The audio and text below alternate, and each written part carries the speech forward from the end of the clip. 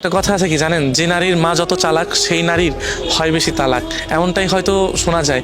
কিন্তু এটা অন্তত মানতে হবে, যে নারী মায়ের কথা শুনে সংসারটাকে নিজের মতো করে আয়ত্ত করতে চায় না, সেই নারী কখনোই সংসারকে সুন্দর করতে পারে না। কারণ ওই সংসারে অশান্তি নেমে আসবে, ওই সংসারে কোনোদিনও সুখ কি জিনিস ওই নারী কখনোই পাবে না। আপনি আপনার মায়ের কথা শুনবেন, দেখবেন আপনার সংসারটা আস্তে আস্তে সমস্ত সংসারটাকে তছনছ করে দিচ্ছেন।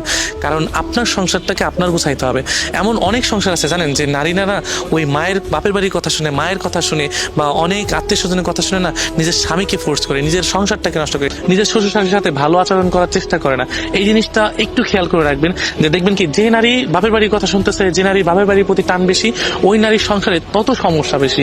এমন আমাদের সমাজে অনেক অনেক আছে, অনেক অনেক। কিন্তু আমরা অন্তত এটা বুঝতে চাই না যে আমার সংসার, আমার শ্বশুর বাড়ি। ওই যে কথায় আছে না, শাশুড়ি কখনো মা হয় না। আর শাশুড়ির দিক দিয়ে কথায় আছে যে ছেলের বউ কখনো নিজের মেয়ে হয় না। আসলে এই কথাগুলো সত্যি, যে শাশুড়ি কোনোদিনও আপনার মা হইতে পারবে না। কারণ আপনি যখন আপনার বাবার বাড়ির দিক টানবেন না, তখন ওই শাশুড়ি কোনোদিনও আপনার কথা বা আপনার টান কখনোই মেনে নিতে পারবে না। কারণ একজন মা তার সন্তানকে ছোটবেলা থেকে গড়েও তোলে, বড় করে তোলে, সেই মায়েরও অধিকার থাকে যে আমার সন্তানকে নিয়ে আমি ভালো থাকি, আমার সন্তানকে নিয়ে আমিও একটু ভালো থাকার চেষ্টা করি, আমার ছেলের বউ আমাকে যত্ন করুক, আমার দিকে একটু খেয়াল করে দেখুন।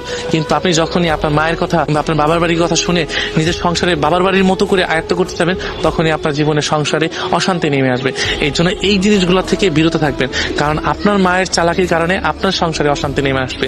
আপনি অন্তত এটা চিন্তা করে দেখবেন যে আমার সংসার, আমার শ্বশুর বাড়ি, আমার শ্বশুর শাশুড়ি, হয়তোবা তারা আমাকে মেয়ের মতো করে নাই মানতে পারে, দরকার নেই, কিন্তু আমি যতটুকু লয়াল থাকবো, হয়তো ভবিষ্যতে আমিও কোনোদিন শাশুড়ি হব, আমারও ছেলে মেয়ে হবে, আমারও একটা আলাদা জগৎ হবে, শাশুড় শাশুড়ি সংসার হবে, হয়তোবা আমারও একটা জগৎ হবে, শ্বশুর হব, হয়তোবা আমারও একটা জগৎ হবে, আমিও শাশুড়ি হব। সেদিন হয়তো আমাকেও এই জিনিসটা ফেস করতে হবে। এই চিন্তা করে না বাবা বাড়ির কথা ছেড়ে নিজের মতো করে চলেন, নিজের সংসারটাকে সুন্দর করার চেষ্টা করেন।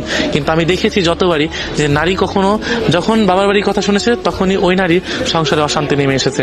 এই জন্য নিজের সংসারটাকে সুন্দর করার চেষ্টা করেন, নিজের স্বামীকে ভালোবাসার চেষ্টা করেন, নিজের শ্বশুর শাশুড়িকে নিজের বাবা মা মনে করে ভালোবাসার চেষ্টা করেন। দেখবেন কি, একদিন না একদিন সুখ আপনিও সুখী হতে পারছেন, যে সুখটুকু আপনি মানুষের কাছে বলতে পারবেন না আজকে আমি সুখী, আমিও কোনো একটা দিন অসুন্দর দিন পার করে এসেছি, আজকে আমি সুখী।